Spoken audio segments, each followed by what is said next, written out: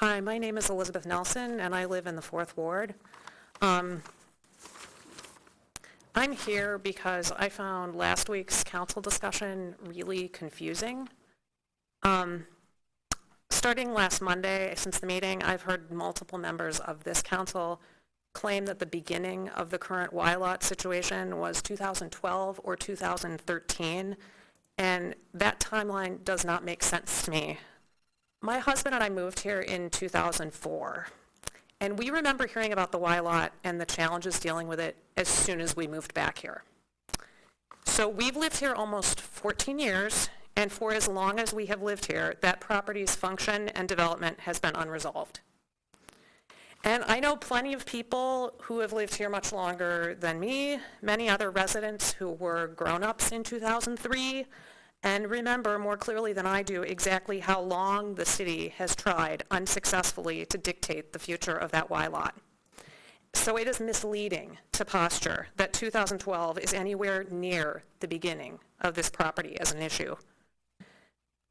Last week, I was also very surprised to see people in this room react so strongly to the mere mention of background and history.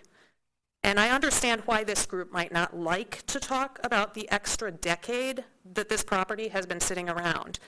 But I'm amazed that anyone here thinks that's a reasonable way for this town to function. Just ignoring facts that are uncomfortable or perhaps embarrassing. The full history of this lot is not a ringing endorsement of how very skilled the council is at managing property like this. So this feels like an obvious statement to make, but based on what I've seen from folks in this room, it seems necessary to say it. Thoughtful and sensible people do actually consider context when making decisions, and that includes past history, whether or not you personally remember it or were involved in it. I just want to add that 2 days ago, I read the amended complaint for the current litigation because I was so puzzled by what I heard last week. And honestly, I hope that everyone in this town reads that amended complaint because there are plenty of people with the legal background to understand it. Some people on this council may not have been here making decisions in 2003 or 2012 or 2015, but all of you now have a responsibility to deal with the facts from those years. And I am baffled by how eagerly and aggressively people in this room have oversimplified or simply ignored facts to the point of completely misrepresenting the city's choices.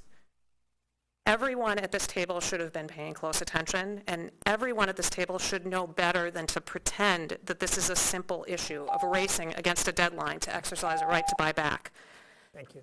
We are better than this. That's all I have to say. We're just better than this.